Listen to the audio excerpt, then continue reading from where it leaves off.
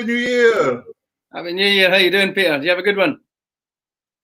Yeah, it was great. I enjoyed it.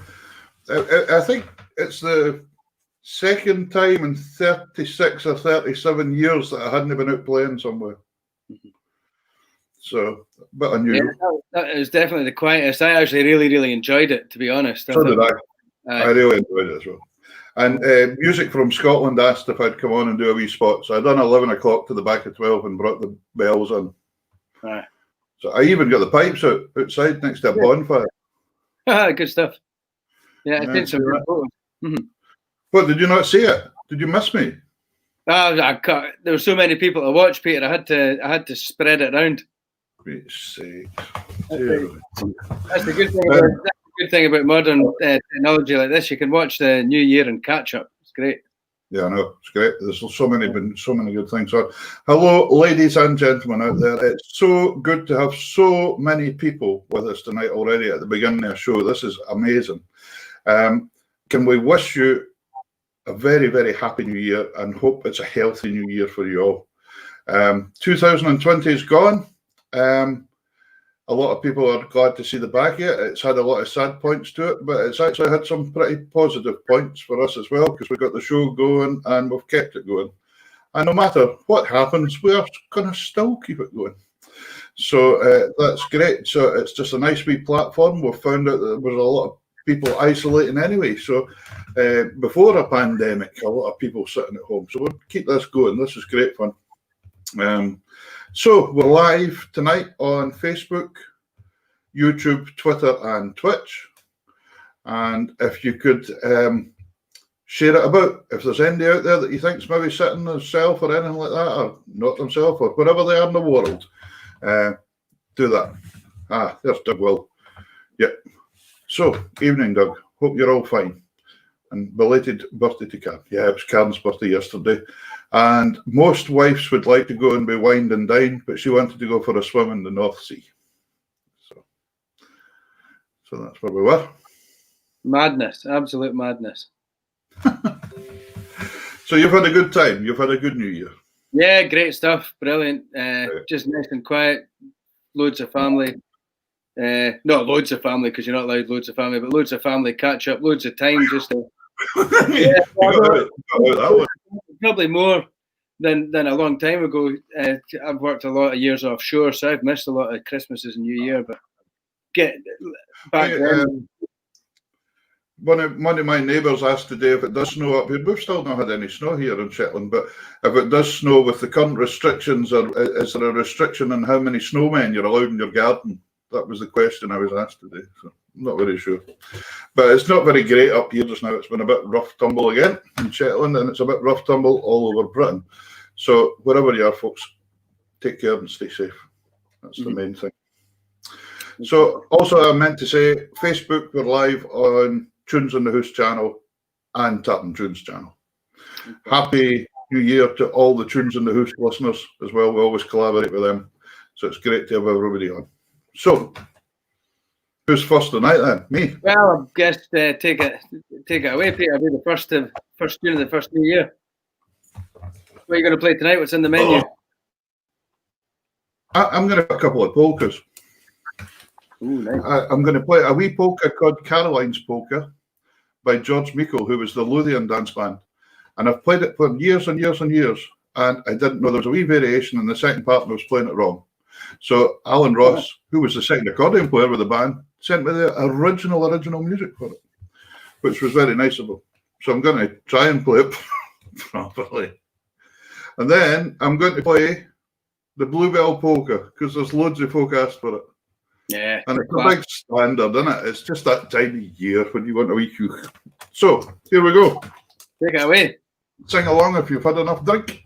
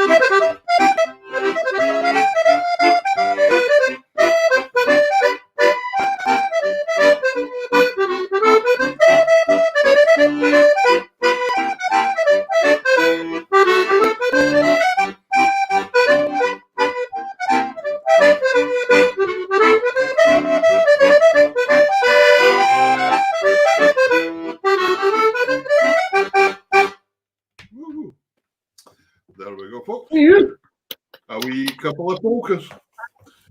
Jimmy Shan didn't play that last one quite as swingy or with so many bendy notes on it. You got a mention in there from Alan. I think I might have got. What was that? Sorry. Alan commented on the comments there about your movements when you're playing. He quite likes it. Churchill Doug. That's it. But Jimmy Shan might have rattled my knuckles for playing at that swingy. I don't think that'd have been allowed. No, it's good. That's one of these tunes. The accordion, it's a right stereotypical tune. Yeah, just it's one that a lot of people think Jimmy Shan wrote it, of course, and he didn't actually write it. He just made it famous. So I think it was a London band leader, would you believe? Right. Anyway, what are you giving us in the pipes?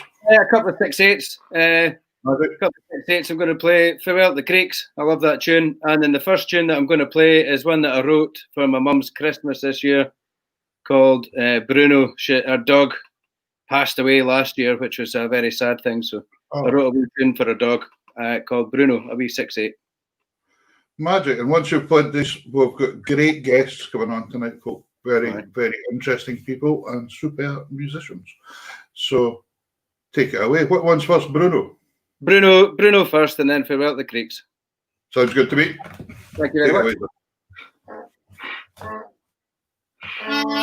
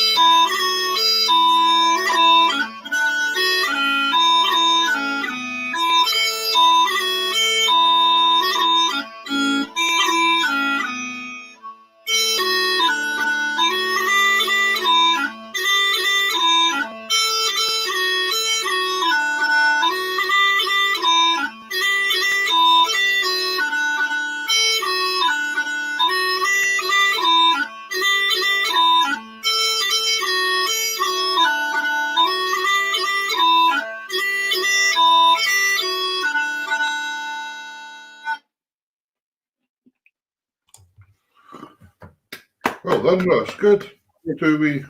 A nice wee original new tune there, and farewell to the Creeks. Aye. Bruno to the Creeks and back to Bruno. Uh-huh. I was watching some of the comments. Did you see some of the comments coming in there? Ross, Alan Barnett from Canada there. Alan phoned last night. I swear, a good wee blether. Alan saying one of his favourite tunes. Great pipe tune, says Christine Donaldson. Joyce Dalrymple says lovely tune. Jenny Douglas said beautiful. Now, I'm not sure if that's the music or you. It'll be the music.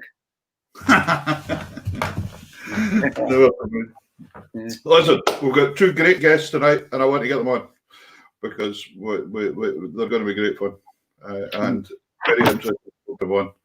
The first man that we're bringing on, I remember meeting him about 30 years ago now, and he was part of Mrs. Bruce's Boys, which was himself and his brother, long before Mrs. Brown's Boys ever showed up. So Mrs. Bruce's Boys, so Fraser Neil Bruce. So tonight we've got as a guest, we've got Fraser Bruce. So hopefully Fraser is joining us from Auchterarder. Hello, Fraser. Hello. How are you? Is that me on? You're on. You're on. Getting interference. Listen, Happy New Year. If that's me on, Happy New Year to you guys and everybody else. I'm loving seeing all these wee comments going through. There's obviously quite a few here. They're obviously been drinking. Have you read some of them? Somebody congratulate you're awesome pokes instead of pokers. And somebody else says what lovely runes you're playing instead of tunes. They're not drunk. I'll take any compliment. I don't care how it's spelled.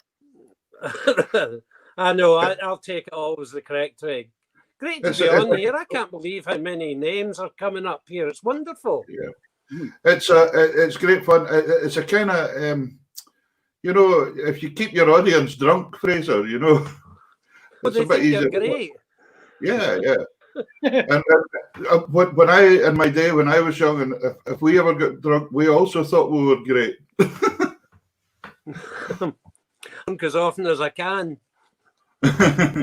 So how are you doing anyway? How are you getting on? Are you fine? I'm in great form actually. You're talking about New Year earlier. I went to my wife went to bed at 10 o'clock and I only sat up. I was my pal from Canada, from America, a guy called Donnie Large McDonald. I don't know if you know Donnie Large. He's Donnie and I are really close buddies, and he was on the Alba Hogmanay show. But as soon as he was off, I was off to bed. I had a cup of tea for the bells. Would you believe that? There you go. It was nice. I actually loved it. I loved it. But I'm in good form. I'm loving this. I've enjoyed the lockdown. Strange. It's been good for me because it's allowed me to get on with lots of the thing. There's no performing, obviously. We can't be out there performing, but things like you guys are doing are just brilliant. But you said plug anything you can. Please do. We finished off our album. I've got my children's book that I wrote. I was going to speak about that too. Karen, my wife, noticed that one. Oh yeah, well, if she wants one, she can get one if you give me your address. They're only $6.99, and I'll not charge you the full price. I'll let you off with $6.50. But they Excellent. No, not at all. It'd be so it's all these bits and pieces. So I've actually benefited. Plus, I'm writing a book days, so it's forced me to stay in the house and do some writing, which is one of the hardest. I'm sure you guys write tunes. I bet the hardest thing is actually, if somebody said to you, sit down and write a tune, you probably couldn't do it. It's done when you just suddenly get a bit of inspiration. And when you've got so much spare time, every so often a thing just hits your mind. And you think, oh, here, I'm going to write. And you go in and spend 3 or 4 hours writing stuff. And so it's been good from that point of view, but no saying that. I managed to get a book out this year as well, and it's my first book that I've brought out of compositions. And I've got about 200 tunes or something like that, but I had never got time to do it, and when we had the lockdown, we've managed to get some time to do it, so it's been good. But taking you back to the beginning, it was very interesting to see your career path. You didn't particularly like school, I noticed. Hated it. And the teachers, which I left at 15. I had no desire to stay on at school. The only thing that kept me there was Norman Buchan. The guy, he became an MP, but he was the man that wrote 101 Scottish. That Norman Buchan was my teacher at Rutherglen Academy. And I was in the same class, not in the same school, but actually in the same class as Gardina McCulloch. Okay. I remember Gardina, the beautiful singer. And Anne Nielsen, she was Adam McNaughton, different spelling than yours. Adam McNaughton was one of the teachers there, and Ian Davidson. So we had a school. People like Tom Paxton used to come and play to us at lunchtime. So wow. from the age I've been involved in folk music or listening to it. So that's quite a lot of years, regretfully. Too many. Yeah. So my influence in folk music goes way back. Sorry, I'm chatting on. You go, Peter. So, no, you're quite all right. But interesting that you didn't, even though you hated school, you didn't do what a lot of guys do and just plunged yourself straight into music. You actually went into the construction career as well, didn't you? You went in. Well, to be truthful, when you leave school at 15, because I wasn't. I was very, I hate to think, I think back, I must have been an arrogant wee so-and-so because I didn't reckon the teachers were bright enough to teach me. So I wanted to go off and find my career. And I did lots of things. Salesman, I worked in a bacon factory tying bacons. I worked in the meat market. My father worked in the meat market in Glasgow and he took me and got me a job in there. And I did all these things and no interest. I was searching around for the career and then this company came along and they were looking for a young person to train. And I can't believe how lucky I was. I was about 19 and they took me on and they trained me in quantity surveying, architecture, accountancy. And I spotted it as being the opportunity. And I wasn't being taught by teachers. I was being taught by people that were actually out on the building sites. These guys were coming and just loved it. And I loved my singing, and I loved my music, and I loved my construction thing. And the two great, tremendous industries, both of them. Because I think you read in your bio that you gave us, you actually went full-time on the road for a wee while, but you didn't like it. Hated it. Yeah. Hated it. And I feel sorry now I went to, I don't know what you call it, but it was a gathering of organisers and goodness knows what. And they were talking amongst young musicians these days. And I can fully understand that. We were in our late 20s and 30s by the time we went on the road. These kids are going out early 20s. And they've not, they're moving, and people would say, well, I think I played 14 countries one year, and people would say, oh, that must be wonderful. I hated it. I spent 17 hours in Toronto airport once because the way the flights, and my agent over there in Canada had said, don't bring any money. He said, the first night you arrive, you're getting $600 straight away for, so that'll give you your spending money. So I had nothing. And it was before we had cards. I was going around wood and crawling after. Well, I wasn't as bad as that, but I was starving and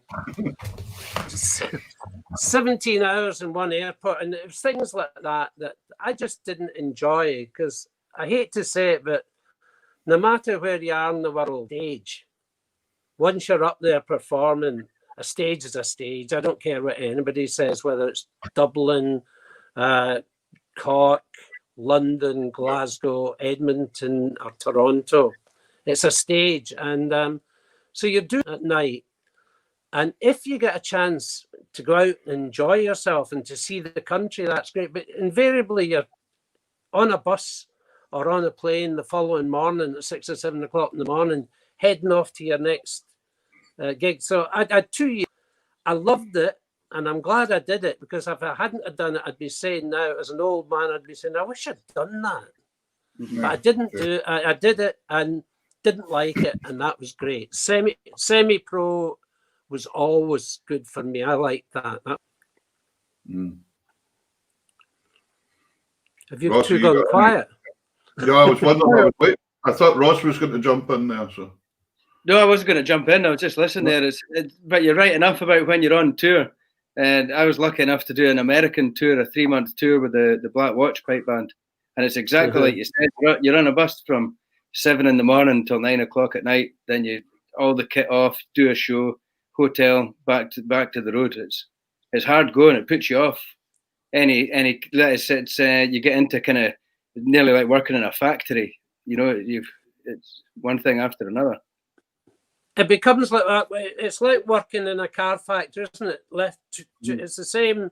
When we were in the States, we had a radio and a radio show. It was in the Black Hills, and we had to be there at 4 in the afternoon, and we had to be in the telly show in the evening and do a concert in between.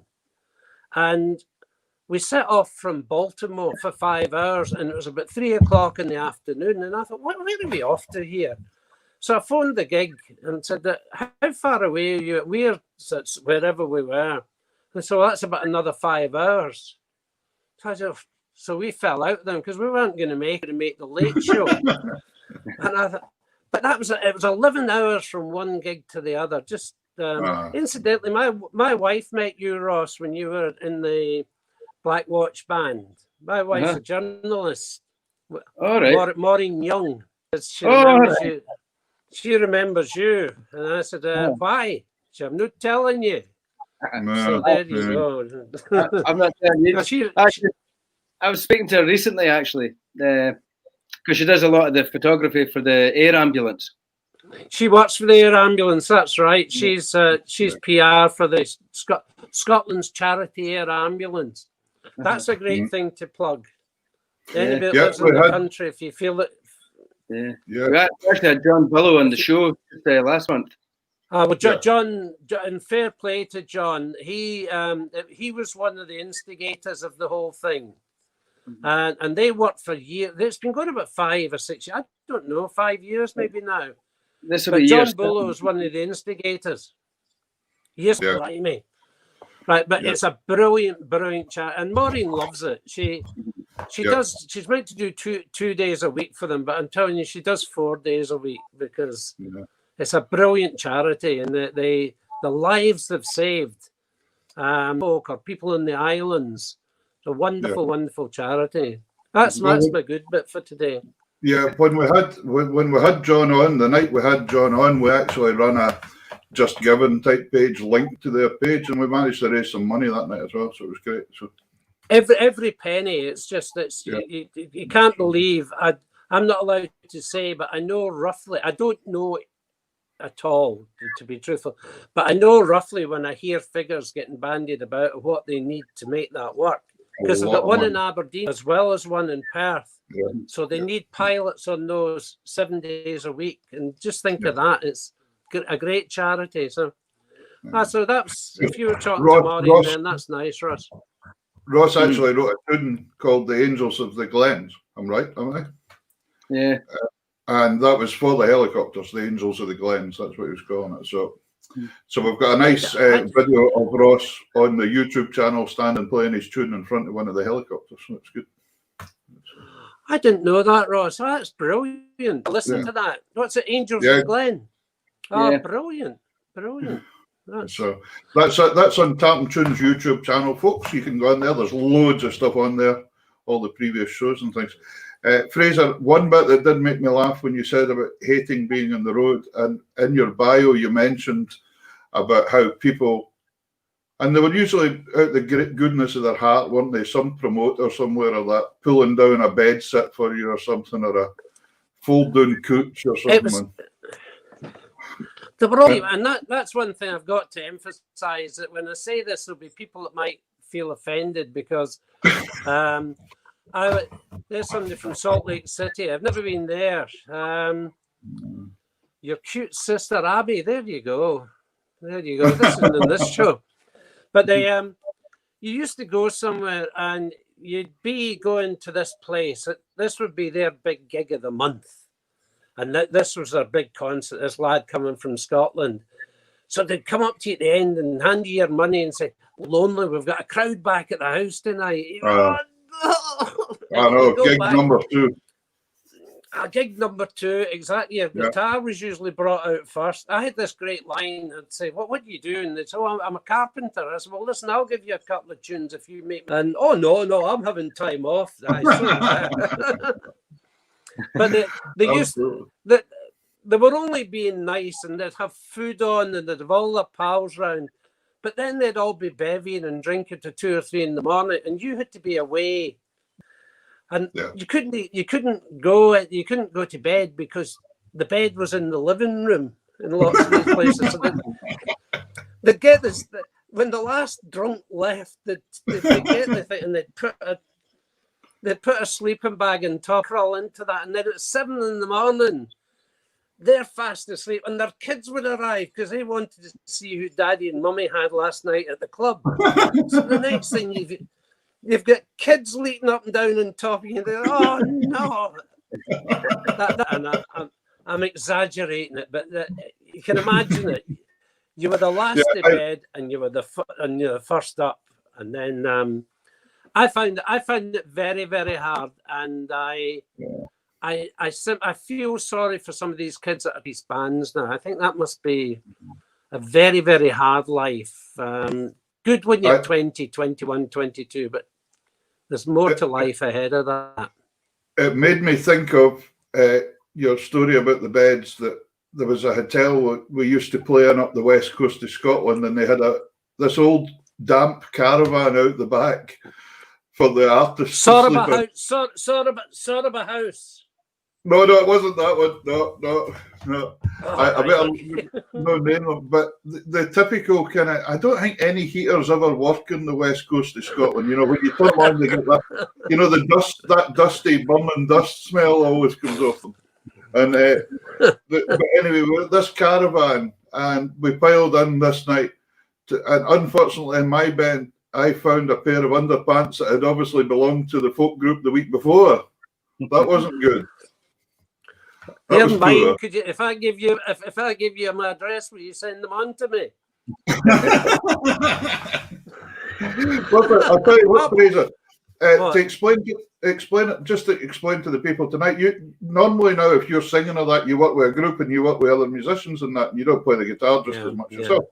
So with that in mind tonight, what we're going to do is have a couple of videos of you singing.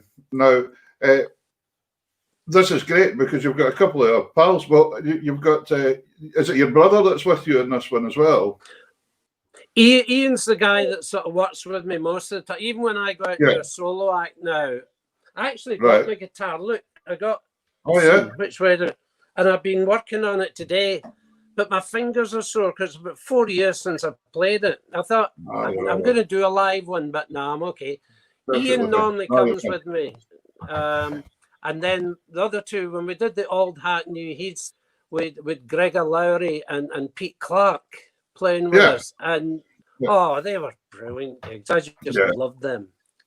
I've known musicians. Known Gregor for many, many years. He's a great musician, and Pete Clark's one of Ross's neighbours nearly. So. Oh, you're in Pitlochry. Aye, well, Pete's moved as well recently, hasn't he? He's not far from. Yeah. He was in Dunkeld, wasn't just outside Dunkeld, but he's moved again. He's up in Logie Ray. He got Logie Ray. That's where he is now. He's got 2 rivers within 100 yards. That's all he ever wanted. Yeah, lovely guy. See, when you travelled with them, though. Sorry, Ross. No, go for it. I'm listening. But when you travelled with car, and the first thing you talked about was what size of trout did you get yesterday? Well, I got 3, but they were only. And they sat in the back. We would drive all the way up to Shetland. Well, not drive all the way, but we'd get to Shetland, and they hadn't shut up about fishing all the time. fishing. We went up to do one of the Orkney Festival, and I had to drop Pete off at 9 o'clock, and Pete and Gregor off at 9 o'clock in the morning. Gregor caught and Pete caught one, and see that the banter in the back of the car about couldn't they fish for nuts? You're useless. Ah, you were lucky. And that's all they talk about. But two great guys, and I just think one very talented guys. Have you got a video with them on it? Yeah, well, the two you sent me that we're going to play, it's the Old Heeds ones we're using tonight. So to give Karen a clue, we've got two, haven't we? What song would you like to have first out of the two? We've got Shoals Ahead or Silver Darlings, whatever you want. Karen, they're both. Okay. What's Karen wanting? Karen, will we go for Shoals Ahead first? How does that sound? Brilliant. There, I can't see it. She'll be she there. talking to you? It shows that they're both absolutely brilliant, so it doesn't really matter. Shameless.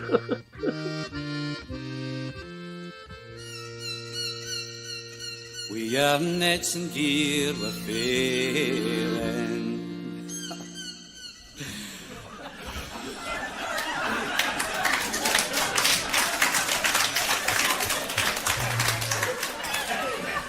We're doing a song about an elephant next week. You see,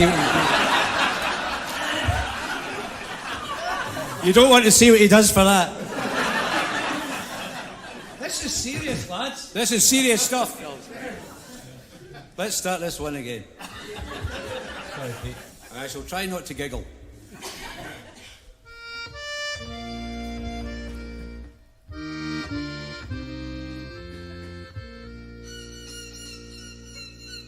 We have nets and gear, we're faring on the wild and wasteful ocean. It's there on the deep that we harvest and reap our bread, as we hunt the bonny shoals o'head. Oh, it was a fine and a pleasant day. Out of Yarmouth Harbour I was faring as a cabin boy on a sailing lugger, for to go and hunt the shoals o'Hare. Oh, the work was hard and the hours long, and the treatment sure it took some bearing. There was little kindness and the kicks were many as we hunted for shoals o'Hare. Oh, we fished the sword and the broken bank. I was cook and I had water sharing, and I used to sleep standing on me feet, and I dream about the shoals o'Hare. Oh, we left the home ground in the month of June, and for canny shields we soon was faring. We 100 cran, oh, the silver darlings that we'd taken from the shoals o'Hare.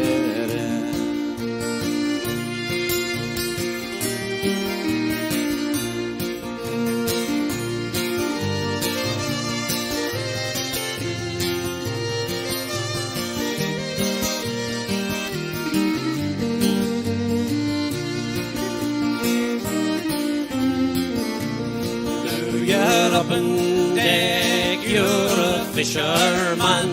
You can swear and show a manly bearing. Take your turn and watch with the other fellas while you're following the shoals o'Hare. Well, I've them a keep and I'm fading my way, and I I've earned the gear that I was wearing, sailed 1,000,000 miles, caught 10,000,000 fishes, whilst you're following the shoals o'Heron. In the stormy seas and the living gales, just to earn your daily bread you're daring, from the Dover Straits to the Faroe Islands, while you're following the shoals o'Heron. We are nets and gear were faring on the wild and wasteful ocean. It's there on the deep that we harvest and reap our bread, as we hunt the bonny shoals o'Heron.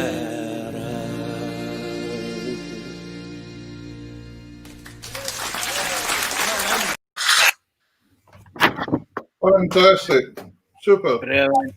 Right, thank you very much. Fabulous, I've just great. can Very I good. plug? I keep going the wrong way. We brought out a special album just for touring with the lads, and it's one yeah. that my brother did this. I can't.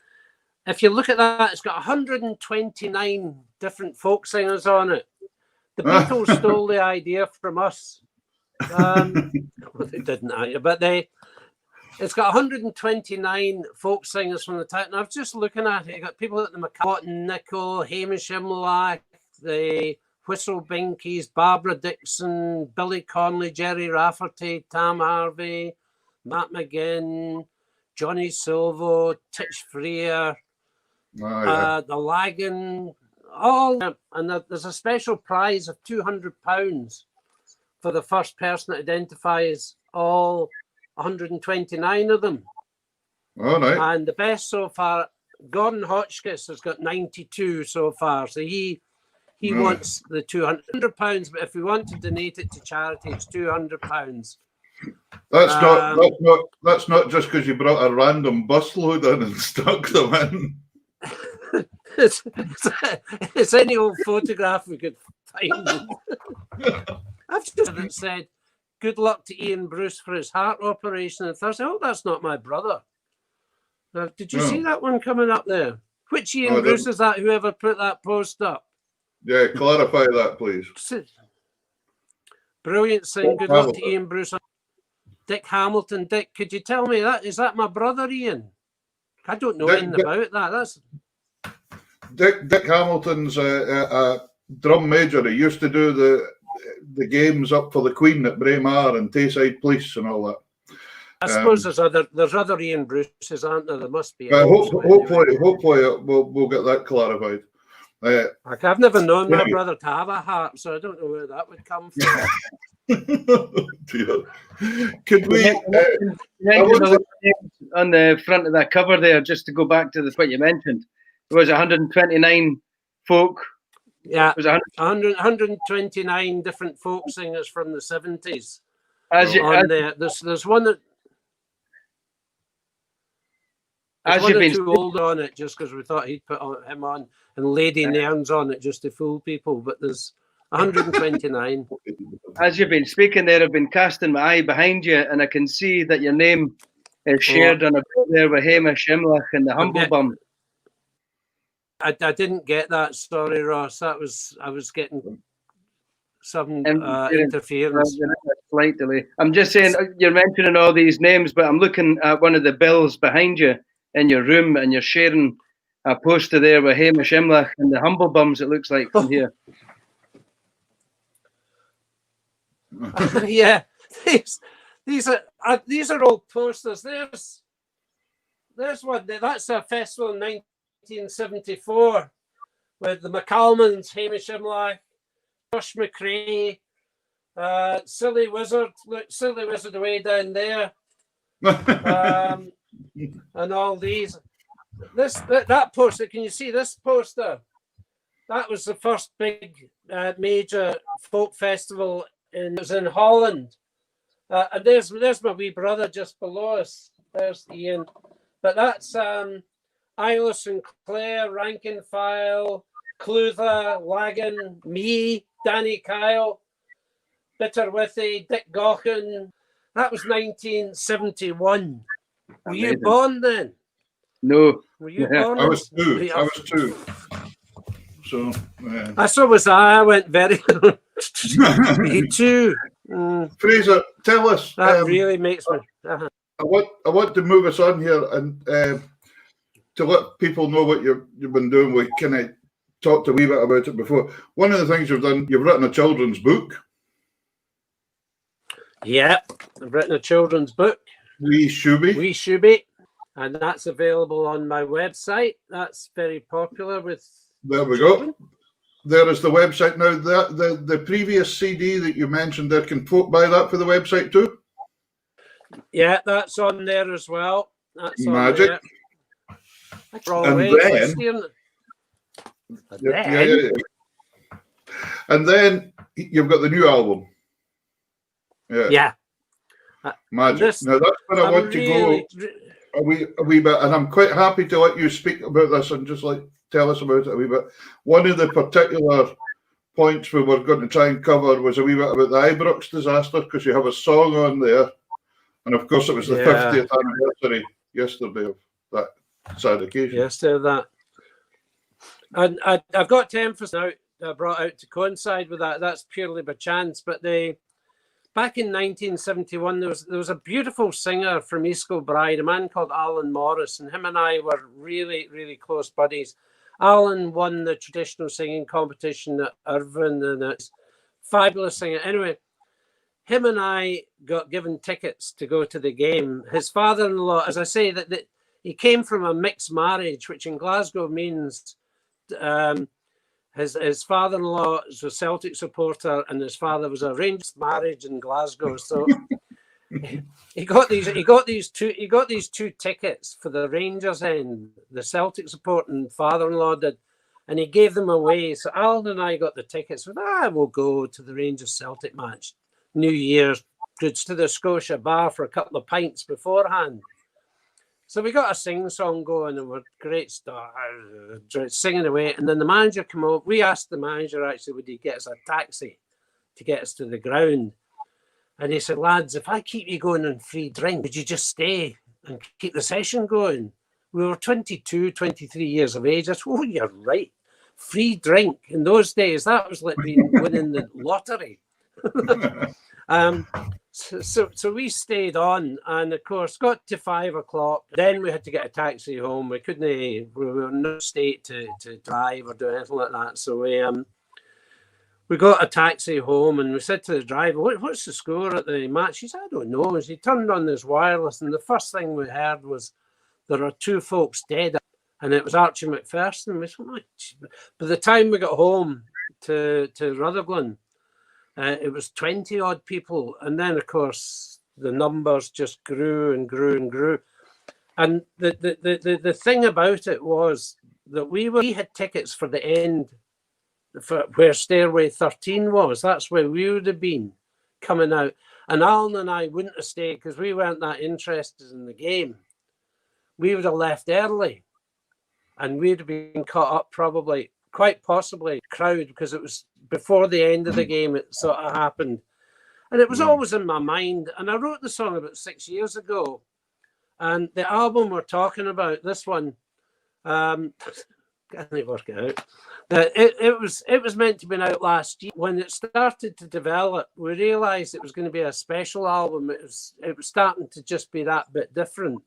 So we put it into 2020, pushed it back 4 or 5 months to make sure we got it absolutely spot on. And so we had to watch what we were doing with the rehearsing. One of our players, the accordion player is Yvonne McLeod. I don't know if you know Yvonne, but the lovely accordion player. So we had to watch what all gathered together. So it took ages, and eventually the album got released in November. And of course, when it was getting released, it suddenly dawned on me that the 50th anniversary was coming up. But it wasn't released on that basis. It just, because the album was tied with the release. So it's one of my. It's a song that has a big effect on audiences. That it goes down very well, and I was so pleased to be able to get, because I'd never ever recorded any of my own songs before on this one. So I've suddenly, well, ever since I learned to write, I've started writing songs, which wasn't that long ago. But because there's a delay here, I'm worried that you're. Is the whole album? Yeah, there's nothing worse than an audience that goes quiet, is there? No, so is the whole album self-penned, or have you got about 5 or 6 songs? No. I've got 5 tracks. My thing is, you guys are musicians. My thing is all about song. You know, it's the different categories of folk music, and the album's called Every Song's a Story. So it's songs about the disaster. I wrote that one. There's a song about my granddaughter. Oh, I've got a great. Am I allowed to do it? My wee granddaughter. I wrote this. She's 9 now, so I wrote it when she was 3, and the family called me Bampa. So I went 3 grandchildren from my oldest son, and he does the usual. Come on, you lot, up, have a pee, wash your hands. Bampa's here, take you away. So the 2 oldest ones went and did the bit, and the wee one runs in. She jumps up in the lavvy, and she went to take her wee pants down, and so she jumped off the lavvy, and there's pee everywhere, all over the floor. And her dad's going, "Oh no!" He said, "Amelie, what did you do that for?" And she said, "It wasn't me." Somebody else was peeing. Wasn't me. So she blamed somebody else and peeing her pants. So I wrote a song about that. So every song's got there's a Dougie MacLean one on it, Delina. There's a tradition. There's an Australian. I've got an Eric Bogle song on it. So it's all songs that tell stories, which is my act is about telling stories. Old Hat, New Head. We used to have a screen behind us, and we used to show slides up on it that told you about the story, and it was good. Well, I was going to refer to that there, the Old Hat, New Head there. It's the kind of folk music I was brought up with as well. And I mean, I was lucky enough to play with Andy Ramage and Titch Freer and people like that. Every so often I'm getting interference coming over. Sorry. Guys, I missed. No, you're all right. I was just saying I was lucky enough to play with. You, sorry. You hearing me now? Try that. I'm getting it. It sounds like there's a raspberry going on in the background. No, sorry. Are you hearing us now? We're hearing you. Okay, so it's good. That's good. Yeah, I'm hearing you now. That's clear. It's just every so often. I don't know if it's interference outside. I was lucky enough to play with Andy Ramage and Titch Freer for many years, but that learned me as well about, you know, listening to a folk song. A folk song is a story, and I think a lot of people miss that sometimes. They miss the message of that. They don't realise that. They think it's a jaunty wee tune or something. But usually every folk song, if you listen to it, there's an amazing amount of history in there. You know, it's just incredible. Well, I the one that I relate to in that is Eric Bogle wrote Waltz and Matilda, the terrible tragedies in Gallipoli. Now, I don't know if it's because I left school at 15, but I knew nothing about Gallipoli. But as soon as I heard Eric Bogle's song, I then went and looked it up. And now there's probably not a person in the country doesn't know about Gallipoli. And Eric Bogle's song that did that. And things like the Isle disaster. Not an awful lot of people know about the Isle disaster. So I've written a song there in the hope that people from the islands that are listening now will probably say, "Oh, we all know about that." But people in the city, the Isle disaster. So folk music is a way of relaying stories. And when we did Old Hat, New Heads, we actually did that explanation, then ran through and if I went back doing solo gigs again, if we get rid of all this rubbish, I will take us and we will actually project onto the screen as the song is. Great idea. Because, well, listen, it works. Yeah, even the song we had just now there from you, the Shoals of Heron, it's a complete story. It's a story about the whole shig bang of the fashion industry. So it's very, very, very good. Tell me, the next song we're going to have for you, you talked about Pete and Gregor with the fish. You're just as bad here. It was herring the last time and it's silver darlings this time. I know, I don't know why I've landed. I'm on the side of the fishermen at the moment, just wondering what's going to happen. I'll get my political bit in just now. Yeah, well, some of the fishermen would say you're more on their side than Boris is, so there you go.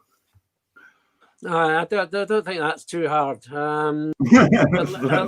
At least they've got a job. That's there's a lot of people, an awful lot of people that I know this year that haven't got a job now, and that's that's right. It's quite sad. This COVID thing has swept us badly, hasn't it? It's awful. But, yeah, we've got a bit of a pub drawn up in Scotland just now with it again. It's kind of doing its turn here. So. I saw that. I was actually in my book. I was writing a bit about Shetland the other day because Margaret Bratime. I don't know if do you know Margaret? I'm sure you do know Margaret. Margaret Bennett. Oh yes. Sort of, so she lived in Shetland for a time. So I'm doing a chapter on her in my book. Yeah. And she when Ali Bain started, and her dad was a piper, Ross. So Ali Bain came to Margaret's dad's to learn pipe tunes, to get pipe tunes from him. So that's how they built up a relationship. Margaret got to meet Ali and things. So my book's got all these wee interesting stories. There's another name in the wall behind you there, and it was Mike Whelans, and Mike Whelans used to accompany Ali when he came away to begin with as well, didn't he? They were amazing. Mike Whelans and Ali Bain were a brilliant duo. They were the ridiculous thing about them. Their music was so different. Yeah. Ali was playing Shetland fiddles, and Mike was doing something quite how you describe Mike's work, but it worked as a duo. Is he up there too? Yeah, he was in the big one behind you. Look at these. I put these up to. It says so, put that wallpaper. Have you got a finish time that you're hoping the book's going to come out? Or? A year past December. All right, okay, that's fine. Okay, so we can watch out for that one as well. Listen, when all these things do come out, we want you to please use our websites and our Facebooks and all that to push these things. So just get in touch and we'll advertise it right through as well, because that's what we want to do. Brilliant. Well, our whole point of this channel is to help musicians get their stuff out there and raise some money for charity every so often. That's really what we're doing. So. Well, good on you. We're about the helicopters, the Scotland's Charity Air Ambulance, and that to me, if I was going to give to a charity just now, that's the one that I would give to. I have my own wee charities that I give to each. I'm a great believer, so I'm all for people that give money to the Sally Army. I think they do a great job. But you're right. Anything that creates, it's brilliant, and to know how many people you're going out to is just absolutely wonderful. I'm really, really. The one thing I really admire you for, and I noticed you'd put that in your bio as well, and I've actually done the same. There's a lot of musicians been working with PayPal and tip jars and things, and you've not done that. I've not done that. I'm lucky enough that I've got a job teaching in schools as well. So I really feel for the full-time musicians that's out there just now. They're the guys that's having it really hard. So. It's one of the things I've said, that I won't take any gigs when it's all over and done with.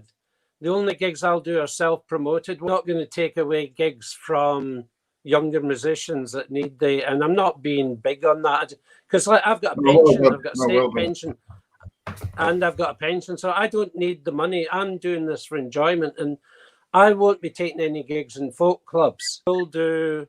Mike Whelans is still to the fore, living in Lauder. I have a tune with him now and again from Brian Forrest. Tell him we were asking for him, Brian. I haven't spoken to Mike for ages. That's a lovely message. Well, he was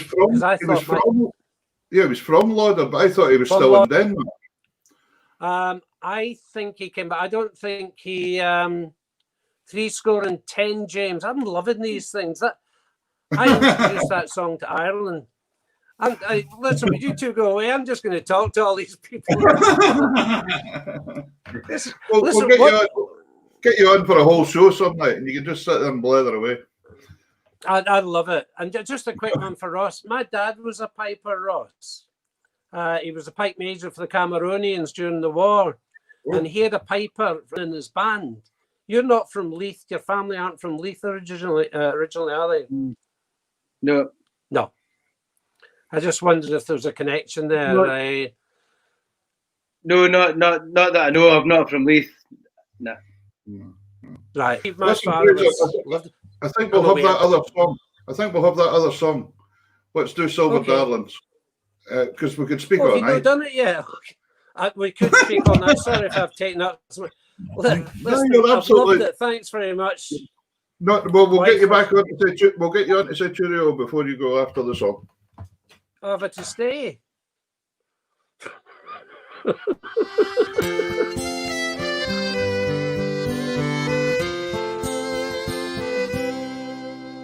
Oh, herrings are harvests that fishermen glean,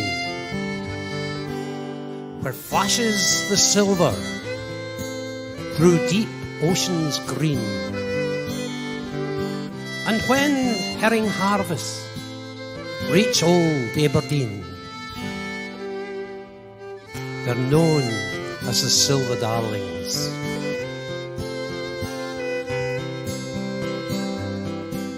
Oh, herrings are harvests that fishermen glean, where flashes the silver through deep oceans green. When herring harvests reach old Aberdeen, they're known as the Silver Darlings. Silver Darlings on Aberdeen Quay, brought by the fishermen home from the sea to the city that stands twixt the dawn and the day, the home of the Silver Darlings.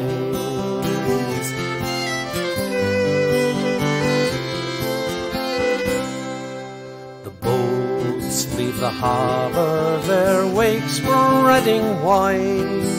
Empty they roll with the swell of the tide. Soon may their hatches be thrown open wide, with a catch of the Silver Darlings. Silver Darlings on Aberdeen Quay, brought by the fishermen home from the sea to the city that stands twixt the dawn and the day, the home of the Silver Darlings.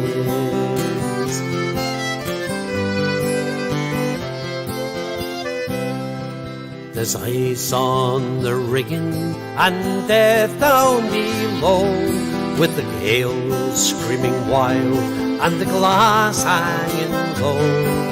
The wives and the sweethearts are the women who know the price of the Silver Darlings.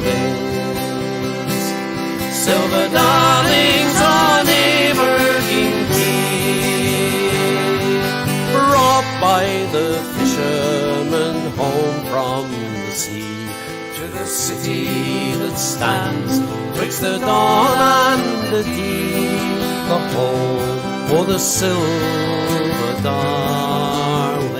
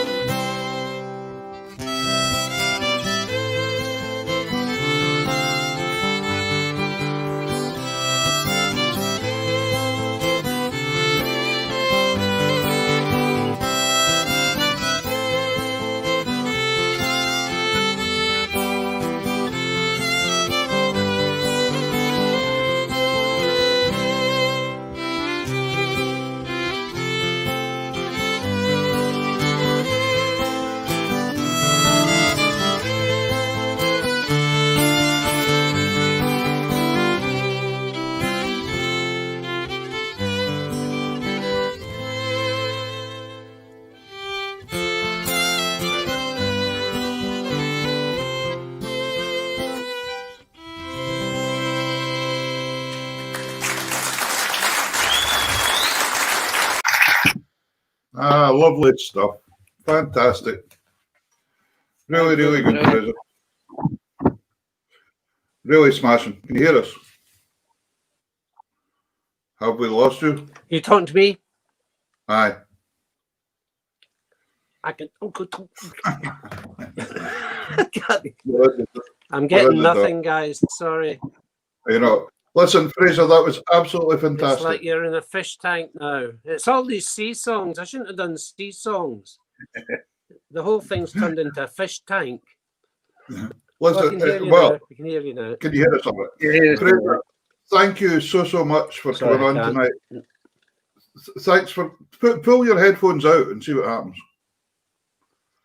Unplug your headphones. I don't know, but I'm sure it was nice. Do you want to try again? It stopped that funny noise. Can you hear us now? No, it's not. It's back again. Are your teeth in right? Aye. Well, Fraser's figuring out his microphone before he goes. Not getting, guys. Yeah.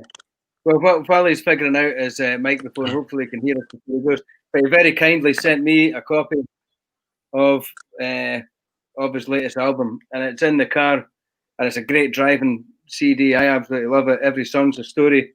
Highly recommend this to any of the viewers watching. This is exactly up your street if you're watching this show. So get in touch with his website and get it in the car. It's a great album. Magic. Thanks, Fraser. Thanks, Ross. I heard that, so that's really kind. That's that's thanks great. very much. Listen, Yes. Thank you. Thanks so much for coming on tonight. I've really enjoyed it, and thank goodness you didn't choose a chord. It's brilliant. Thoroughly enjoyed it. You know, it's been lovely to hear what I would call folk songs and folk music. Stories with extremely strong melodies. You cannot beat it. You can't beat it, and I just love it, and I think you learn from it as well. And one thing I do in my songs, I try and put every date in as well, which like the Ibrox one has got the date and things like that. The ILR song's got all the dates. Then if children learn the song, they learn a bit of history as well. Yeah, and that to me is folk music. It's great. Yep. I think your show's great, lads. I really enjoyed it. That's terrific. Anyway, listen, thank you so much. We've had so many nice comments and saying they've enjoyed it. And that's not all the comments, by the way. Once you watch it back, you'll see there's loads of comments. We've just been picking a few and putting them up. There's loads. That's nice. And good New Year to all the people that are listening as well. So that's nice. They're giving the time as well. A good New Year to you and your family, to you and yours, and hopefully, I'm looking forward to this book coming out. I think there's going to be a lot of good stories. Yeah, you've maybe worked your way into it as well now. You better watch. Okay. See you guys. Thanks, Fraser. Thank you. Bye. Take care. Cheers. Super. What an interesting nice man. What a history inside that man's head, I bet you. Oh, listen, we didn't even touch the tip of his bio there. Those things that were incredible. I mean, he when he was an engineer, he was incredibly successful. He set up his own business, and his sons, he handed that over to his sons. The Fraser Bruce Group is still on the go. What a guy! And really nice to see that he managed to work business and music together. And for him, that worked. He really does feel that he got the best of both. That was something I was going to ask him. You know, that he didn't really enjoy the road that much, and there is a large number of young bands that are out there that he mentioned, but there are a lot of young bands doing really well that do love it as well. So I suppose maybe he was, because he didn't like the road, possibly that led to being able to mix both careers together. Ali Meeks just noticed I've got a button undone. I wasn't going to tell you. Well, why didn't you tell me that? It just happened. We're a successful duo, and we're supposed to help each other out. And I thought you were trying something new. I didn't want to. I need all the help I can get. Thanks very much, Ali. I'll tell you something. Ali Meek. Now you mention his name. Ali Meek is a brilliant singer. Absolutely fantastic singer. I've heard him. And does he not do some singing sometimes on the Tavern Sessions ones for Fife? I think I've heard him. Yeah. Maybe get him on to sing a song somewhere. Mm-hmm. Listen, we've got another absolutely fantastic guest coming on. This man I've known for many, many, many years. He's an absolute star in the accordion world. Been all over the place, all over the world. So all the way from sunny Renfrew, I think we'll bring on Mr. Gary Blair. Hello. Hello there. How are we doing, guys? It's all downhill from there on, I'm afraid, after that. Is it sunny in Renfrew? Sunny? No, you're kidding me. A penguin was there. Bit of a Glasgow thing tonight. Sorry? We're doing very well. We're doing very well. That was really interesting having Peter on there for a weather. Yep. Really good. Gary, I've known you for many, many, many years. Do you remember where we met? No, go on. Tell me. Spain. Spain, was it? Aye, we're over there. That's the very first time you and I met. Yes. I must have been over with George Fleming's band. Yeah, we were over with Jim Johnston was there, and Marie Fielding, and the Tartan lads and stuff. Yeah, it's the first time we ever met. It was in a pub in there for a jam session. You had the pipes. Goodness me, there was a big piano bar. That's right. Mine was piano bar, exact same place. Keith Dixon was there, I'm sure, as well. We had Keith with us. Yeah. We used to take him out every so often. Well, yeah, a big squad of us. It's great. Hey, that's when we were young boys and we could hack it. To be honest. The start of our touring days. Exactly. Listen, you've been quiet this year, like so many musicians. Yeah. From a very musical family. You were brought up in the music biz, really, weren't you? Your dad, Jimmy Blair. Yeah, my dad, my mum, my uncle Archie Duncan, and my grandfather played the button box as well. Yeah. I didn't realise Archie Duncan was your uncle. There we go. Married to my dad's sister. Archie done so much for the BBC over the years, didn't he? He was on the television and radios all the time. And Ross is having fun here tonight because he's a piper and it's two accordion players on against him tonight. So this is rather 2 against 1. I like a challenge, Gary. I like a challenge. Listen, do you fancy getting us a wee tune just to show this people out there what kind of things you do, and then we'll get a wee blast going? I think that's it. And then we can chat away about things and see what's going on after that. I love the accordion. It's a bonny colour. Well, I wanted something a wee bit different, you know. It's lovely, yeah. Italian accordion? Yes, it's made up in Vercelli. Cuprafisa is the company. I'm very fortunate that I kind of promote them. So excellent accordions and good friends of mine. Okay, so if folk went on your website, we'll put your website up later than that, but do you have links to Cooperativa and things like that as well then? Sure. I'll do a couple of my own tunes. I've got books for sale, Volume 1 and Volume 2, so a couple of tunes from them. The first one's called Aidan and Magnus' March. It's 2 of my pupils on Skype that I wrote a tune for.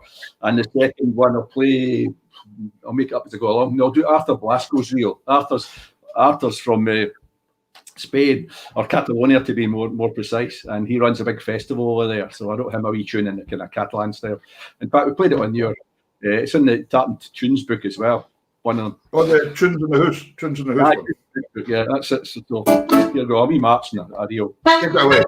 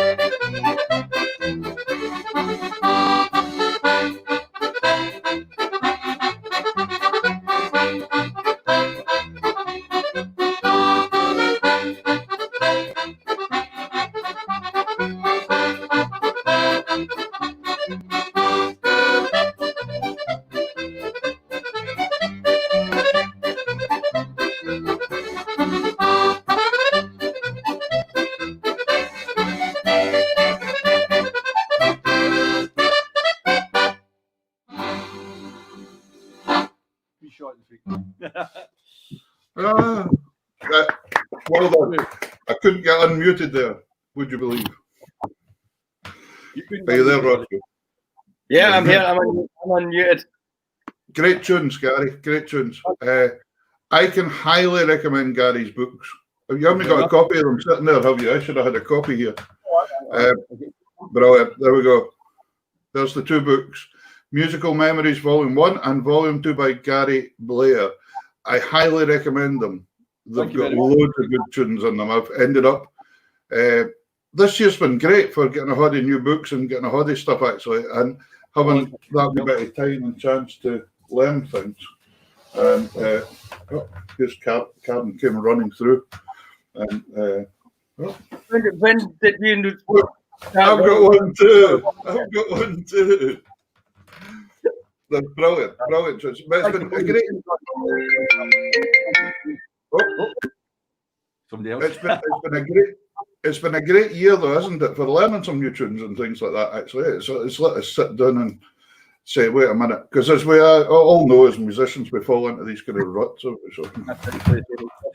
playing stuff. So there's Barbara Keaton saying, "Brilliant, she's enjoying it." Thank you. So, Gary, tell us. Well, it looks like you're sitting in an accordion shop for a start. Where are these accordions? I know. I've told them a bit too many. We'll talk about them in a wee while. Folks, if you've got any questions you want to ask Gary, remember, plump them in and we can put them on the spot. Nothing nasty, remember, folks, just nice questions. Gary, a huge amount of your time, Gary, has taken up travelling as well and going away to play at festivals and things. Yeah. I've been very lucky that way. I do a few in America and Canada and around the world, basically. Yeah. So missing it badly this year. Obviously, I've done a few gigs online for San Francisco Accordion Club, the Brooklyn Accordion Club, and the Cotati Accordion Festival and stuff. But it's not the same. It's not the same as actually meeting up with people and having a blast, and having a good fun with them. So I miss that. Obviously, you've met many top players and things like that going away to these festivals and. Yeah, all over the world, about every country. There's hardly a country that. I noticed in your bio you even played in Russia. You were out there playing as well, in Siberia as well. I was in Siberia and I was in Moscow as well, and in St. Petersburg as well. Did a Kaylee in St. Petersburg. For me, that's not a box player. I have this kind of vision of Russia and Siberia and the satellite and countries around there being strong sort of accordion. The accordion being strong in their kind of traditional sort of scene. Is that right? Some of the best players in the world are from Russia. Yeah, it's a very high standard, and it's in their folk music, along with just about every other country has accordion roots in their folk music. So it's very popular in Russia. Yeah. I think China used to have marching accordion bands in the army that used to play them in the battles and things, an accordion orchestra. China is huge. We had a piper and they turned up playing Radetzky's March or something like that. What was that? So, but it must have been really interesting going all over these different places and seeing the different styles. Do you find when you go there, what styles are you playing at these kind of festivals? Are you normally there as a performer, or are you judging, or? Well, most Carol's over in America, so Carol.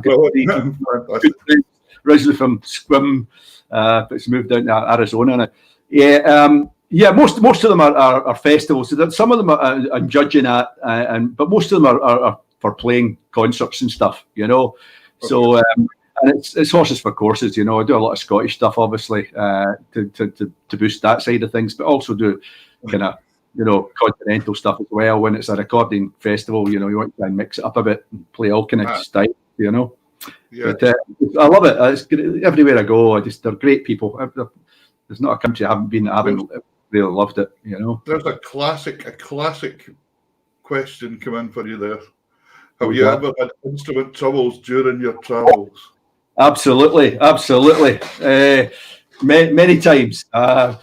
I actually, one of the times I was coming over, it was in Portland, Oregon, and I was going through the security, and the woman stopped and she saw it in the screen, and she turned around to me. She said, is that an instrument for measuring earthquakes? And I thought, how the hell does that look like? And, you know, and I just, no, I said, it probably cause a few, you know. Yeah, damaged a few times. It got lost in Las Vegas for 3 days. We got to Las Vegas, and usually I used to do the Las Vegas festival. I'd arrive on the Friday afternoon and play Friday night. But this time I was taking my son, and I said, right, we'll go a couple of days early so you can see a bit of Vegas before we go to the, you know, play the concerts. So we arrived 2 days early and found out my accordion was in New York. So we arrived by taxi about an hour before I had to go on and play. Wow. And lucky enough, it wasn't damaged, but it had been damaged. It was damaged in Switzerland. Just again, it was late coming over, and I got on the stage, and the bass end had collapsed. So I literally had to do the big right hand only, you know. So it's on board. I always try and carry it on board with me now. You know? Yeah. It's so difficult, isn't it? Because some airlines are a wee bit better than others and things. Oh, absolutely. And Sandy Brecon claims he always plays his 48 bass because he can always get it in the overhead logger. Yeah, and rightly so. I usually take the 96 bass now, the smaller one, slightly smaller, and just you do your best. You just hide it. You just hold over one shoulder. And, you know, just make sure nobody sees you, and don't actually put it to the front. Just slide it. Even in Quebec, we were on a wee, 50-seater thing, and we sneaked the accordions on and put them underneath the seat and managed to get it on. And it was literally James Bond stuff, you know. You'd probably get more prison time for that than you would for other things. But I saw a video. I can't remember what it was once. Yourself. Was entertaining it. It was some kind of dignitaries or something in Italy or something. But you played Magic Fingers or something, did you? That was actually the Italian embassy in Korea. I actually got that gig while I was in St. Petersburg. I got a phone call from Moreschi Accordions, and there was 5 accordion manufacturers from the Marsh region, the Casalpardato area, were going out to demonstrate their accordions in Korea. It was Bugari, Scandali, Moreschi, Beltuna, and another was Scandali. And it was a case of they wanted a demonstrator, and they asked me would I go out and do it, and I thought, oh, absolutely. So we got to the Italian embassy. We were all starving, and they said, right, after your concert, we'll get food out, you know. So look at it, says the food's getting served at 9 o'clock, and I went on about 3 minutes to 9. So hence the reason why it was so fast. So, it was a food. We were starving. So. It was an absolutely incredible piece of playing. It was absolutely amazing. It was really just out of necessity, you know, to get this food down. But it was great fun, and it was a big honour to be, you know, representing an accordion manufacturer. So did your father teach you then? Was your father? Yeah. I was my mother. Both sort of taught me. My mother was a teacher as well, and my dad had a big music. We had a big accordion school. Loads of players came through that system. You know, Richard Ross and there's loads of Michael Gavin and all these people. There's loads of them. And I got the same as everybody else. I just turned up a lesson like everybody else. I didn't get any extra at the house or anything like that, you know, because by the time they got home, they were fed up teaching, you know. Yeah, that's enough. You can understand. So, I didn't get any extra, than anybody else. In fact, I was very lazy when it came to practice and stuff, you know. I used to record myself practicing, and then the next night, I'm away to practice, put on the recorder. I got caught one time. A comic book with this cassette player playing. She'd realised it was the same mistake I was making all the time because I just kept hitting repeat, you know. Comic out here, capture. Very good. When we were I remember seeing you. I can't remember at Crawford Accordion Club one night, and you had Donny McNeil with you. Oh, absolutely! That was our first ever gig together. Is that right?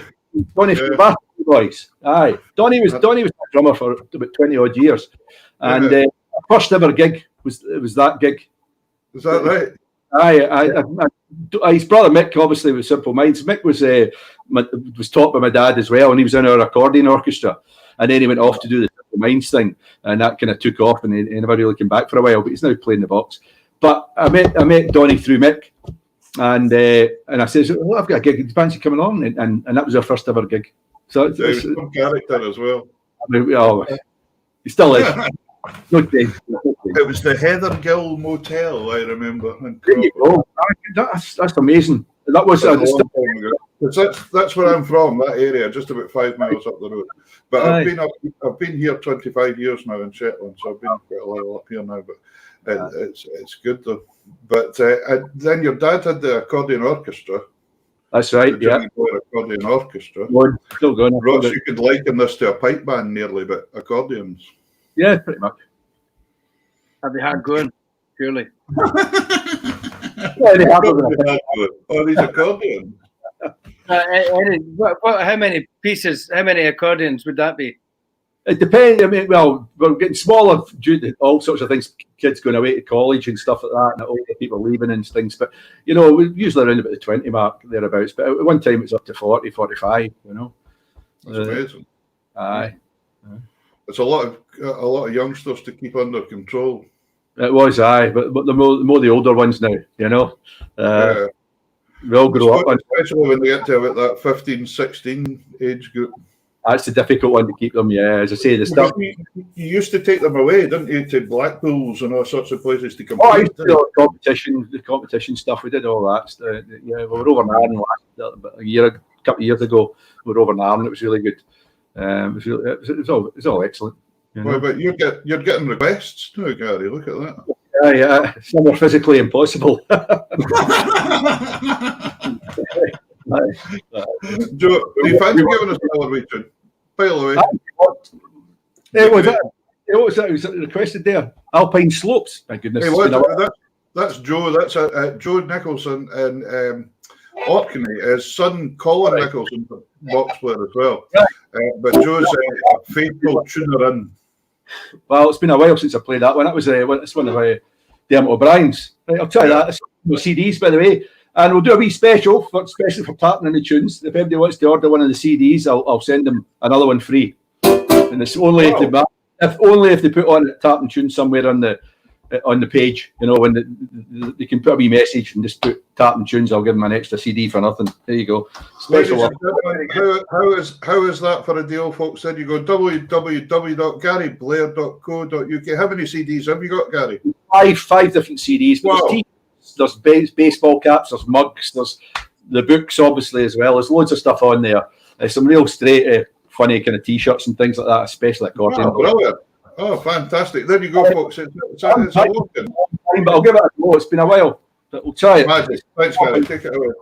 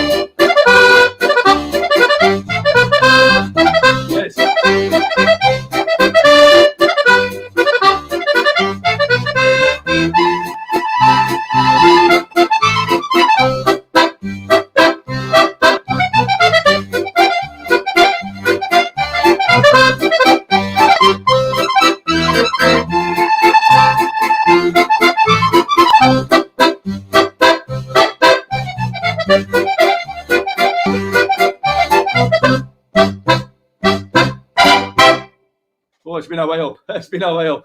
Wow, wow, wow. I don't think there was a bit of the accordion you didn't use there. Sorry? I'm saying I don't think there was a bit of the accordion you didn't use there. Struggling a bit. Really? Absolutely. I was just going to comment on that actually, Ross, as well. Gary, it's amazing to see you playing. And you turn the instrument into a different animal altogether, because you really do utilise everything that an accordion can do. We're so used to hearing people that just play a bit of a wee tune and a wee bit of bass and things, but you're actually doing so much more there. It's incredible talent. Very, very good. This MIDI system in it, it's absolutely incredible. You know, I mean, you've got big band stuff. You know, that kind of stuff. It's got everything based. You know, it really does. It's got the drum pattern alone. I know you can't hear that very clearly, but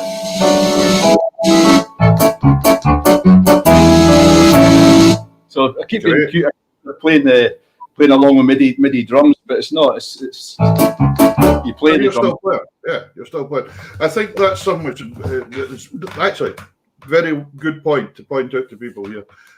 MIDI and the accordion, folks, is basically, for folks that don't really know, MIDI is like all these electronic contacts put inside an accordion that when you press them, it makes it like playing an electronic keyboard, basically. Okay. So that's the basis of it, really. But you still have to play it to get the sound. It doesn't actually just sit there and do it. I mean, some of them you can get to play along, you know, they've got MIDI files and stuff that they play along with. But that's not for me. I get bored doing that. I like to play everything. It's absolutely. When the thing is, I think it's a bit sad because sometimes a lot of folks think, oh, they're not playing at all there. They're just sitting on the instruments doing it, but it's not at all. If you handed that to somebody that couldn't play, Joe Nicholson's now asking complicated questions. Limix, L-I-M-E-X. Limix. From right. Yeah. Wow. Good see, Liz. You've got all the gear. Have you kept the accordion orchestra going? Have you kept that going?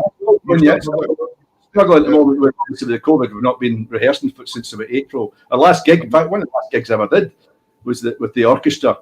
We did it in a church on the Wednesday night, and then that was it closed down by the Friday. So brilliant. And then there was one young lad that I had up here that I was teaching for a while, and he moved down and he was looking for a teacher, and then we managed to fix him up with you, and he came to you as well. You've got to hear him now. Yeah. He's incredible. Playing magic fingers. He's playing magic fingers now. Really, that's fantastic. He was a really nice wee lad and a really keen wee lad. He's probably about 6'6" now or something like that. Growing all the time, aye. He's a cracking wee. It's always nice to hear your pupils getting passed about. Ross, have you got any accordion tunes you'd like to ask about accordion questions? Have I got accordion questions? I just love the accordion, how you can make it sound European, you can make it sound Scottish, you make it sound... Yep, absolutely. I remember a classic one I've had on more than one occasion. I've had somebody coming up after a gig and they've said to me, my uncle plays the accordion. And I went, and usually you think, was it a button accordion? You know what type of accordion? And I say, what kind of accordion is it? A red one. That narrows it down a lot, you know. That's a red one. Aye, very good. Yeah, you get that when people are trying to sell you something that they think's worth a fortune as well. They phone you up and say, I found this thing in the loft. It must be ancient. So it must be worth a lot of money. And all right. And then they bring it along and there's woodworm in it or something.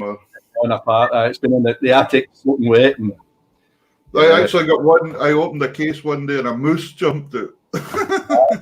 A living moose. Oh, wow. So there we go. So you've got 5 CDs out, Gary. That's pretty good. And you've got the 2 books out. They're all available on the website. And T-shirts and mugs. A lot of different T-shirts, guys. Some funny ones as well, you know. Have you got any Gary Blair bumper stickers? Or no, I'm working on that one. You don't get a Gary Blair tie.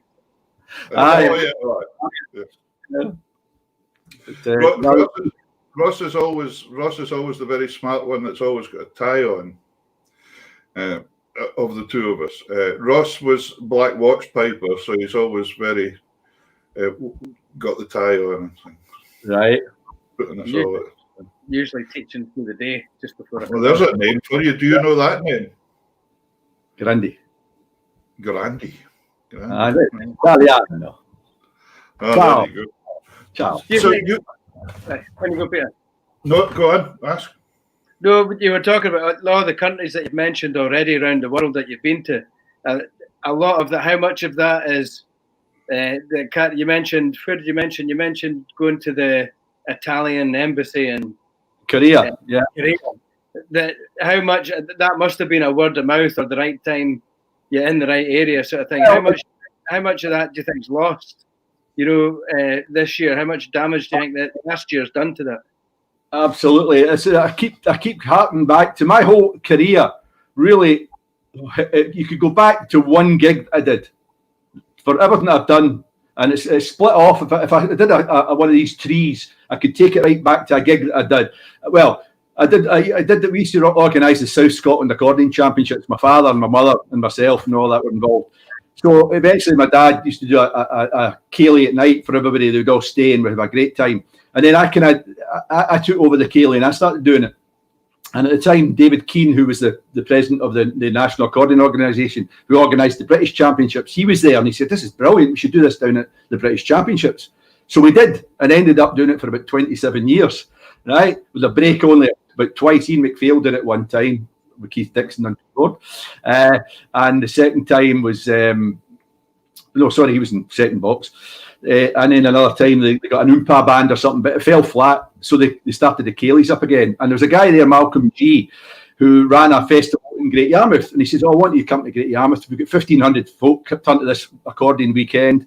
You'll go down a storm, they'll love you." And I said, "Look, it's too far, man. It's a 12-hour drive. It's not really," and it wasn't great money, but it wasn't about the money. But the following year or 2 years later, he kept at me and I kept refusing it.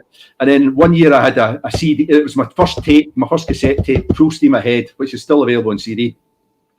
So Donnie and I decided we'd do it. So we went down to do this festival, and sure enough, 1,500 folk at it.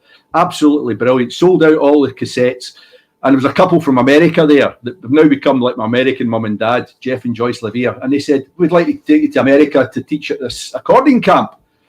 So I said, "Okay, I'll be up for that." And sure enough, it happened. Silver Falls in Oregon. And from that, I got gigs in Canada. I got gigs in San Francisco, Northern California. Then I also met a woman at the same festival from France. She got me a gig in France. I met people from Canada there who took me over to the Carrefour Mondial in Quebec. And it's all come from one gig, which I refused to do about 4 times. So imagine, and as you say, there's nothing happening here. Okay, you're on doing a couple of things online, but there's not that many people, you're not meeting that amount of folks. So it's impacting greatly, as you say, for the gig scene and for the years to come. I think the other one that used to be like that was the Caledonian societies and the St Andrews societies, when you used to go out and play at them for the expats. And the expats would possibly move to another country with their job or something, and then they would say, "Oh, that band was great." So all of a sudden you got a gig somewhere else in a different country, and you kind of got known around all of them. So if you got in one good one, it was always a good start. I used to do that. Gary, are you in a hurry tonight? No. No. Can I quickly ask, because it's always interested me a lot, about the accordion sitting behind you there, the uniform keyboard accordion. Oh, I always leave that. There's 2 of them. That's a Kratsov keyboard. That's the kind of Russian equivalent at the bottom there. My father used to play the uniform keyboard back in the 80s, and he had an accordion orchestra actually with quite a few of them playing it. And there was a guy, John Ruther, who was a New Zealander, but he lived in Texas. He kind of reinvented it. It's called the Chromo keyboard originally, and a Yanko keyboard. It's a mixture of 2 different keyboards. But it's basically you can play in any key and use the same fingering. You don't have to change anything. We obviously, the piano box, you start going to the flat keys, you've got to start changing. But that, you don't have to do that. And my father was the kind of pioneer over here for them in the UK. And quite a few people were sending accordions away to get the keyboard put on to their own accordions. Oh, wow. Kind of died out. It only lasted maybe 7 or 8 years, really. And it could really even change actual pianos to that system. But they realised that if you've learnt on that and you turn up at a club to play and it's a normal piano, then you kind of snookered. So it didn't really take off on the actual side, and that's what killed it. It's such an interesting looking thing, right enough. It's, I tried for 25, 30 years to get one, and I couldn't find it there, and nothing here at all in Scotland. And then I got a message. There's one for sale in Las Vegas. So onto eBay, and I found it on eBay, and I bought it. It's not that one. That's my second one. I got that one down in England. Somebody, a friend of mine who sells accordions, said, "You have an idea what it is?" And I said, "I know what it is, and I want it." And it's made by Buchalacchio, who's my friend. Ildo Buchalacchio was a good friend of my father, so I had to have that. I visited. And tell me as well, the Cooperativa that you're playing just now. Yeah, you were saying earlier to us, I can't remember if we were on here at that time or not, but you can endorse the Cooperativa, do you?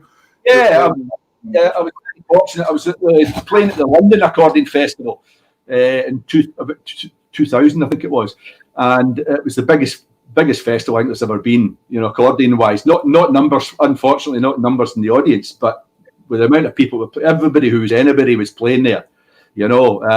All the top names from Italy, from France, everybody was there. The jazz with Frank Morocco, Jack Emblo were all playing at it. Zamon Kinzani from Italy. And anyway, they had a lot of the accordion manufacturers came over for it. And I happened to pick up this Cooperativa and try it, because I knew of Cooperativa from my history days. I'm a big accordion historian, I knew they were big in the 30s and 40s. Anyway, the owner was there. Romeo is a good friend of mine now, and his mother, that both own the company. He said, try this. And I said, oh, it's really, really nice, really nice. And I left it at that. Then I got a phone call from Accordions of London, and they said, not Accordions of London, sorry, down at the accordion shop. And they said to me, he's wanting you to play his accordion. If he gives you one, would you play it? And I said, well, you'll need to let me think about that, yes.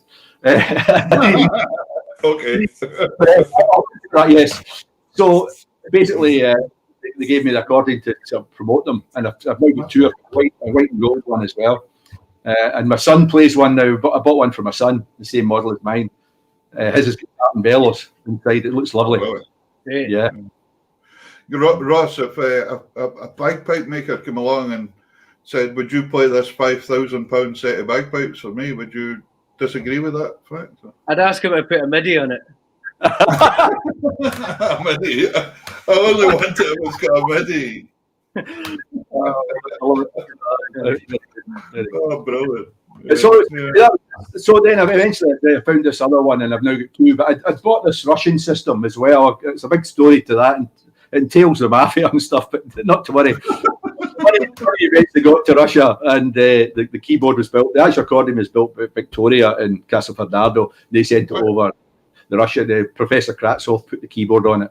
So it's just another system. I like messing about with different systems, But it's it's a different world speaking to you when we're speaking to you about the accordion world, because just the way you're speaking about it is enormous, isn't it? It is an enormous world.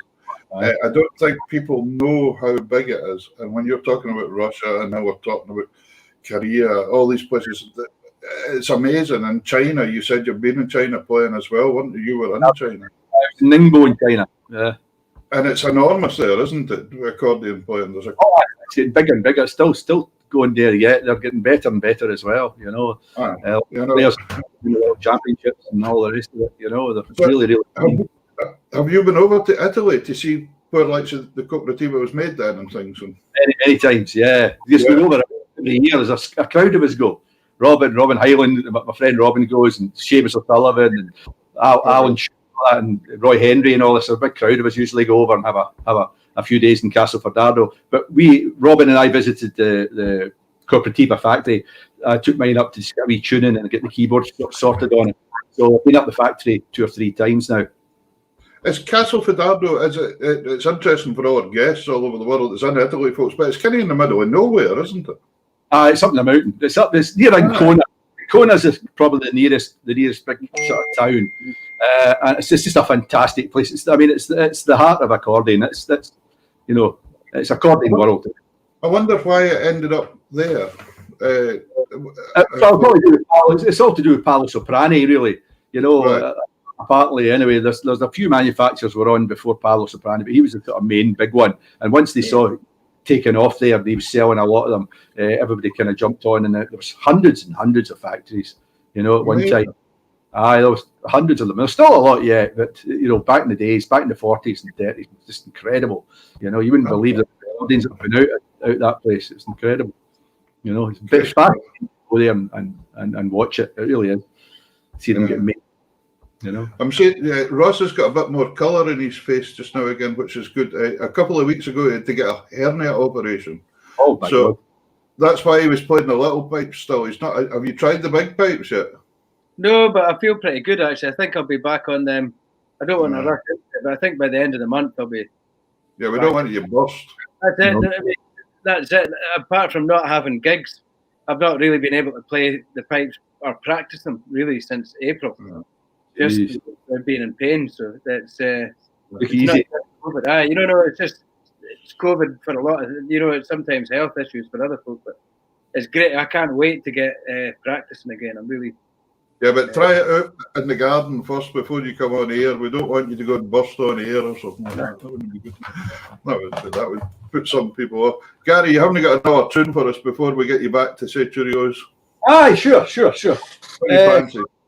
I'll do actually a couple of waltzes from the books again. One is actually in America. Quite a few of them are playing it in America. It's Heidi's Waltz. It's a cracker. Oh, wonderful. Thank beauty. You. In fact, so Tom Cruikshank played it just a couple of days ago on Facebook as well. So I'll do that, and I'll do one that I wrote for my mum and dad, Lola and Jimmy Blair's Waltz. And that's perfect because Ross's sister's called Heidi as well. So that's. Oh, there we go. I actually wrote it for Ross's sister, to be honest. Heidi over in America. By the way, that's like Ross wrote a tune and renamed it 3 or 4 times for folks. So. 300 or 400 times. Here we go.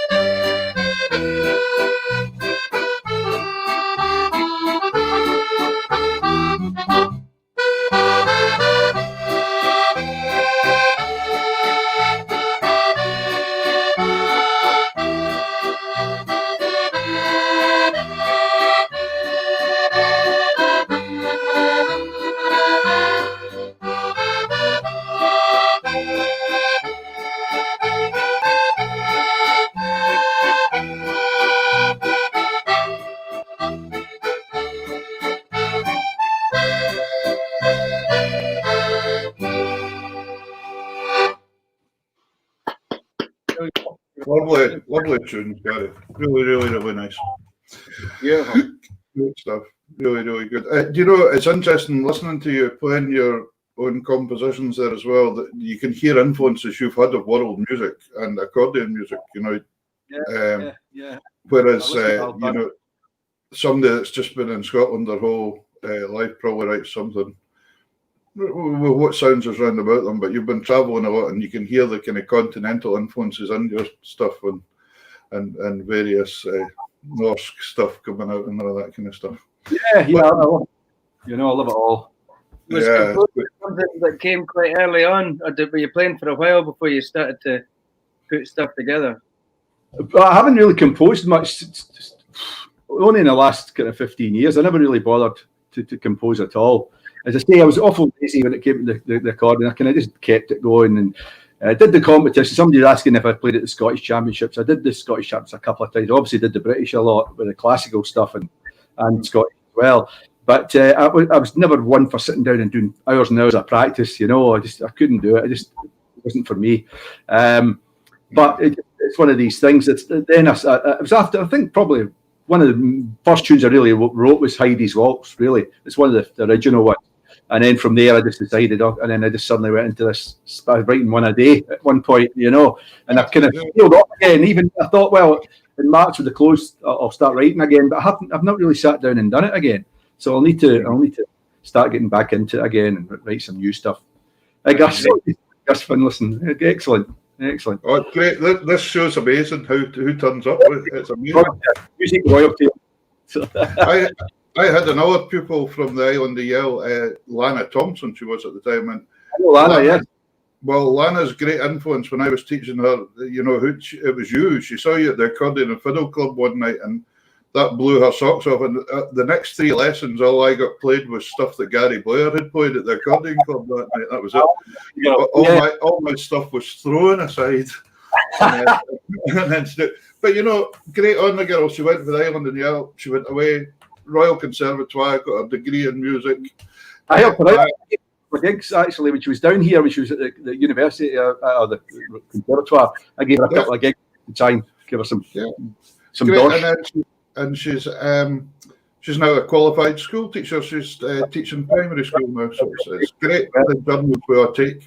She also done the music therapy. Studied music therapy, which is a wonderful craft as well. Really good. Gary, thank you so much for coming on tonight. It's been really enjoyable hearing how big the world is. Folks, please remember, go visit Gary's website. www.garyblair. Was it .co? Karen will be there. She'll put it up for me just now. I'm hoping Karen's there, unless she's ran away. There she goes. Deal 2 for 1. Yeah. Now hear that, folks. Hear that. That's rather good. Gary's saying for every CD you buy, I'll give you one. So that's not bad at all. A different one, obviously. It won't be 2 of the same one. Well, that's right. That's good.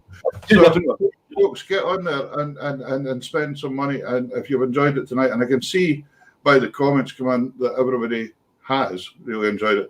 Gary, the comments you're seeing is probably a fraction of the comments that's coming in. You'll be able to see them when you go back because we just put up what we did. So please go, and Gary, whenever you're bringing anything new out from now on, if you let us know, it'll go to our Facebook pages and YouTube and everything, and we'll help with that. That's what we're aiming to do with this wee show, and it's just great fun. So thank you so much. We can wish you and family, wish you all the best for the new year. Hopefully we'll see you up here sometime again, or down there. One or two. So, but thanks very much. Have you got something nice to say to Gary? Absolutely. Thank you very much for sharing your music. That's great. Absolutely. My pleasure. My pleasure. Great fun, and see all these nice folks in here. Nice, lovely comments as well. And a lot of my all over the world coming on here as well. A lot of names I know. Good. Excellent. Good. Gary, thanks very much. Take care, sir. Thank you again. Yeah. Thanks. Yeah, thank you. Hi, Russia. Here we go. Yeah, that's been another cracking night. Yeah, I've really enjoyed the show tonight. It's been great. Wow. That's been a lot of info to take in for tonight's show, actually. I went into a wee space there when Gary was mentioning all these names in Italy and Russia, and I kept getting flashbacks of different Sandy characters from Sandy's show, Sandy. Yeah. Have you seen him today? I didn't. No, he had to cancel the show. He had to cancel the show today because he went up a mountain and he fell over in the snow or something. But his son locked the car keys in the car or something up this mountain. so they had to go away home. So I think he's doing it. I think it's in 2 days' time. I think he's doing it on Tuesday, and he's doing Andy Stewart this week. Oh God! Andy Stewart, the Chuchter Andy Stewart with the Kilburn. So watch out for that one as well, folks. There's Anne Houston. Another fantastic day. Listen, folks out there, thank you for sending all these comments and saying that you're enjoying the show. We, believe it or not, actually enjoy it just as much as you do. It's pretty good. We've had great guests tonight. Thanks to Fraser Bruce and Gary Blair. As we say, both of them will put their websites on the Facebook. Yeah. So they'll both be there. But if you ever have any problems getting a hold of anyone, just get in touch with us. You can get us on the Tartan Tunes email. It's tartantunes20@gmail.com. That's our email. So if you're ever wanting anything, you can't get a hold of the artists or anything like that, please give us a shout and we'll... or suggestion for artists in the future. Yes, absolutely. And lots of this stuff is all, as I say, it's all on YouTube. So go on and watch YouTube and watch it. I was actually putting a video on today, Ross, and I thought, my goodness, when you look at all the videos that's on there now, there is some amount of stuff on there already. Yeah, it's great. It's great to see. Hours of stuff.